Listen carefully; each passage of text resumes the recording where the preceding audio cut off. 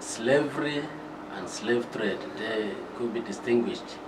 So what I said was that slavery existed in every continent of the world, in the 5 continents, in every tribe in Nigeria, every community. So let's look at the context. Before the invention of the steam engine by James Watt in England in 1776, everything that was done before this time was done by manual labor, by hand. If you have to transport logs of wood from Abuete to Nsukka, you would have to get people to carry the wood from there. And you know it's not an easy thing. Right. At this time, you didn't have train, you didn't have aeroplane, you didn't have gongoro that would transport anything. So it was basically an agrarian community where people who owned land, they had people who are working, so it was a pyramid, what we call the feudal system or ancient regime, where the king sat at the apex of the pyramid. Sitting close to him would be the knights, the military people, those who are fighting for him. And then more than 85% of the pyramid, if you are looking at it as an analogy, would be habited by the slaves, who would have to work in the field, bring what they have produced from crops to the chief or the king or the lord of the manor, the man who owned the land. And this is interesting. They don't have the right to take from what they have produced. They have to bring everything, and then the king or whoever was in charge would now give them from what they have produced according to how many children and according to their need. So it was not possible to not have had slaves At that time? At that time, because everything was done by hand. And of course you would know that all animals are equal, but some are more equal than others. Those who were powerful, who were able to overpower others, would be able to get them to do what they want to do. So let's look at the 5 or 7 major ways in which slaves could be acquired. One is by warfare. You go to war and the people you capture, you bring them home, they become your slaves at home. The people who fought can share them among the families that went to war. Secondly, there could be raiding. People go for raiding or kidnapping. This thing that is happening now is not new. They kidnap people, they hide in the night, and then somebody who is just passing can be kidnapped and be taken away. Another way of getting a slave is by tribute.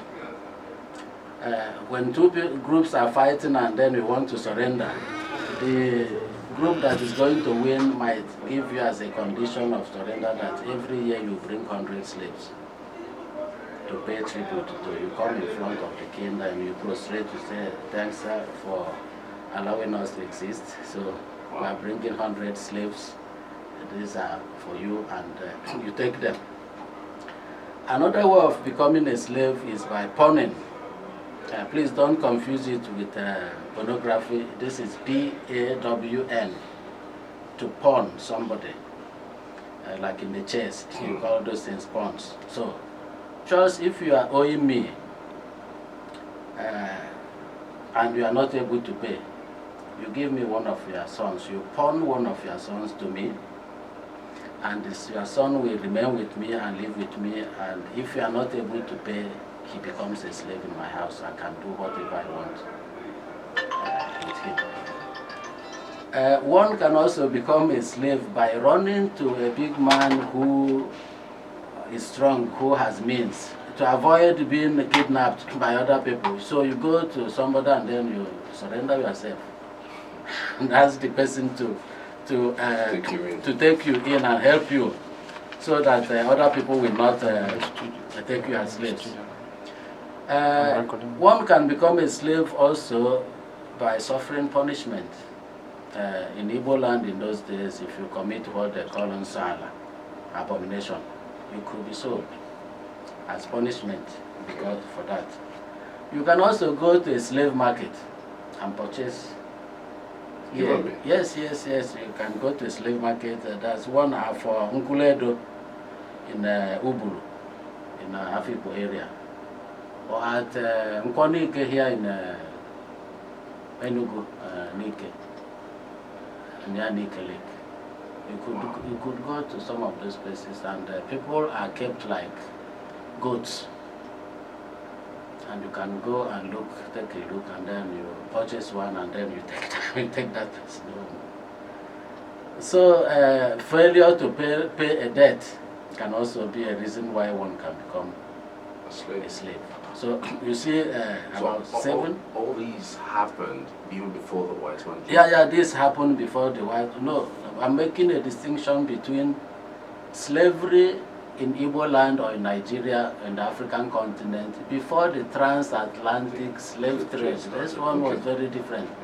Our people who were trafficked to the Americas. When we talk Americas, we are talking about South America and North America. Yeah.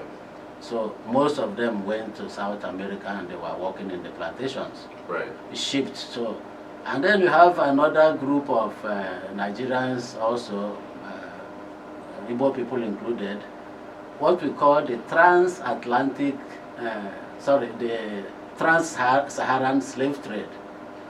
This one took place before the transatlantic slave trade. So our people who are trafficked to the Middle East, and from the record we have 60% of those who live in South Sudan today come from Nigeria. 60%? Yes, slaves, 60%. Wow. Of those who were trafficked by the Arabs. You have a lot of black people, slaves in Egypt. You can still see them with their color.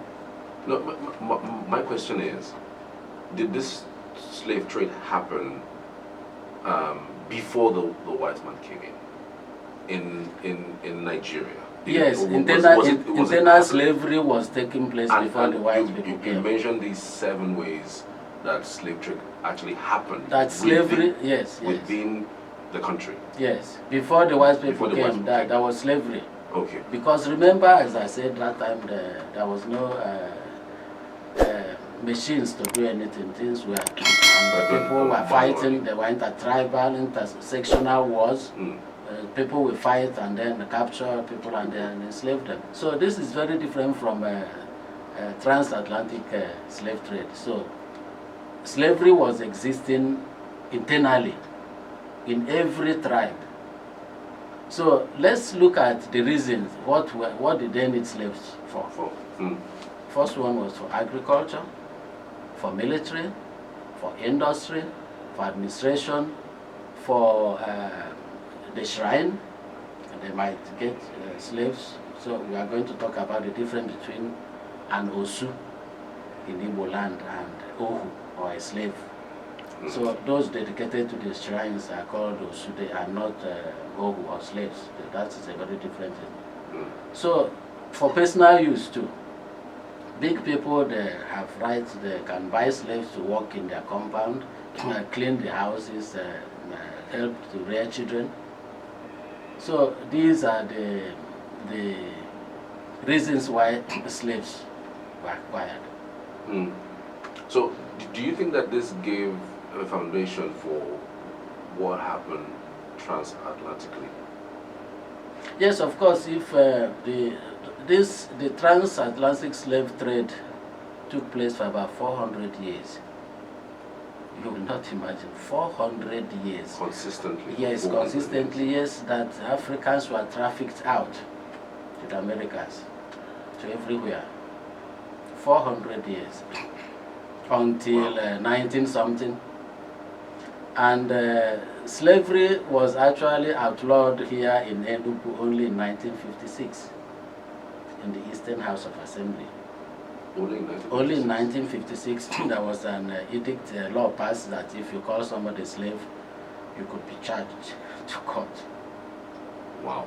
Yeah, and they tried to settle the problem, but it was not easy look at the scenario now. Let me give you an example. If the lord of the manor, the big man who owns the land, and he has people who are working for him, who are called, in my area, the word freeborn is or slaveborn is actually not used.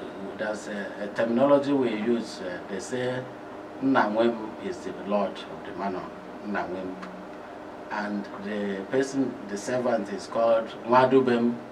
That is my son, who is the slave is actually like a chief of staff, one who knows what everything that his lord does. Is in that is the man who owns the place. We remember Jaja of Opobo. Yeah. Jaja was a slave, Oh, wow. trafficked to Opobo, and became a chief of staff to the king of Opobo. And when the king was dying, he did not want his children to inherit the throne. He gave it to Jaja. He called him and said, look, this man is one who is going to be able to administer my kingdom. You won't be able to do it. And he handed over the kingdom to him. He handled it very well until the white people came and threw him out from the place. He was dealing in oil, palm oil business, and exiled him and eventually killed him because he was not did not allow them to exploit the people. So the Nwadubem, which is the slave or the servant, in many places has rights, and he could actually free himself if he's able to pay the money that his master used in buying him. He could become a free person. But look at where that is a problem. If he wants land to build his house, and his children grow up and they want to build their own houses, where will they get the land? Because the land, the owner of the land, they don't have rights to the land. The man has to give them land. They could not legislate on the land. Yes, if the people who own the land say, I'm not selling. So, in many places in Kano, and the government had to come in to them there. We had instances where this happened. Wow. This is unbelievable. So you were saying something about the Ohu and Osu outcast. Yeah. What was the correlation between the difference between an Ohu and an Osu, and we don't really have Osu much in the what we call Northern Igbo, in the Enugu side here. We have more of that in Anambra and Imo State. And Osu is someone who is dedicated to a deity, probably sometimes to be killed later, to be used in appeasing the deity, or he could be allowed to live and serve the deity, clean the groves, do other things that are connected to serving that deity. Did it have any history with slavery? Yes, Nosu is someone who is bought from somewhere, but he has now a separate status that is dedicated to the deity, and you can't touch him anymore. What does that mean? Unless somebody who is, let's look at the example that is very common for those who have read Things Fall Apart. One lady, one woman from Umuofia went to the stream and she was killed by the neighboring town. Then Okonkwo was sent as a delegate to the town to demand a boy and a girl to appease the land for the killing of their daughter. So Okonkwo went for this delegation and brought Ikemefuna and one other girl. And Ikemefuna lived with Okonkwo until the time appointed when he was supposed to be killed and sacrificed, to appease the abomination of killing this woman. And Ikemefuna, Okonkwo killed Ikemefuna. That is an example of what could happen when someone becomes an Osu. He's dedicated to a deity, to a shrine. So, I mean, I understand that it's still a thing in the East. I mean, sometimes even when you want to marry someone, Yes. they identify you to be from a certain place. Yeah. And then the family says no, they're not going to go forward with it because I mean, you're not so. Is that still a thing? And why so? Technically, remember as I said, in 1956 it was outlawed in Enugu in the Eastern House of Assembly. But you cannot force people to get married if they don't want. And part of what the Igbo people do, they do inquiry when you want to marry. So if they find out, the first thing they ask, are they our people, can we marry? And then the information comes, no, you can't because they are not from the same group with you. Intermarriage is not encouraged. And in fact, some people believe that the so-called Amado people, that they had gone to the deity and used their staff to make a pronouncement that their own group cannot marry the other group. And if anyone attempts it, there will be a curse on that person.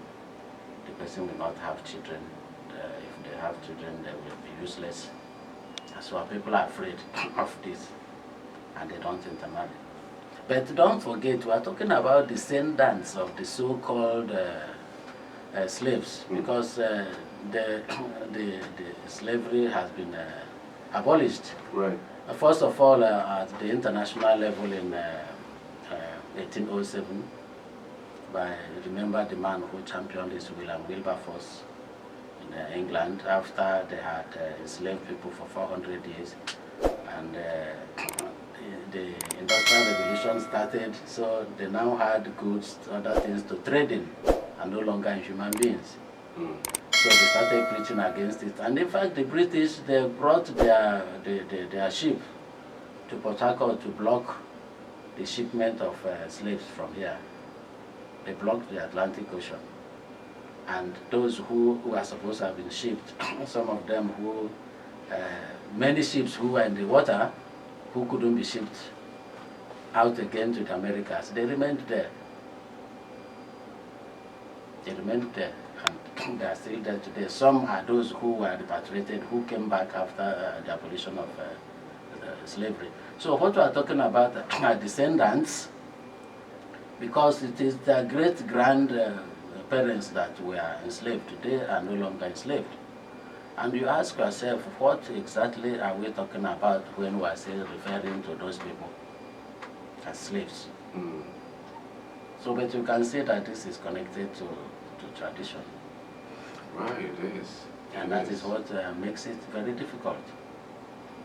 Even in the church, people talk about it. They say, oh, everyone is the same, but when you want to marry, and they make the inquiry, and then you come and they say to the young man, sorry, you can't, or the man will admonish the daughter, so if you are following anybody, please check. And that you are pregnant is not even a reason why you should marry the person. Yeah, it will only complicate matters. But has it followed through?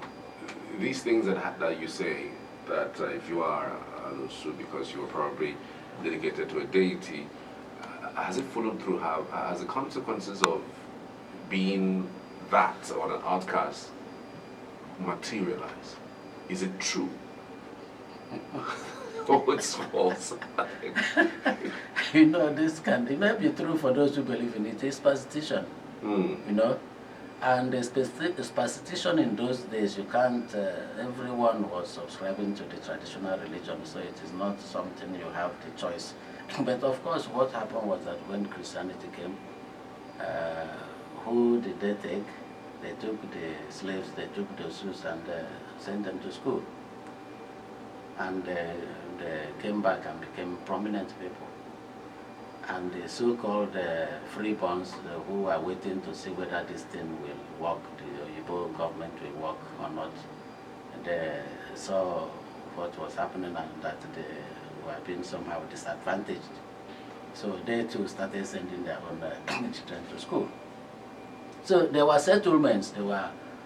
Remember at this time, the British had not come into the hinterland of the Igbo land, but they had their collaborators was with the Ogaranya people who had settlements where they buy slaves and come and keep them. You know, like you build a store where you keep cows.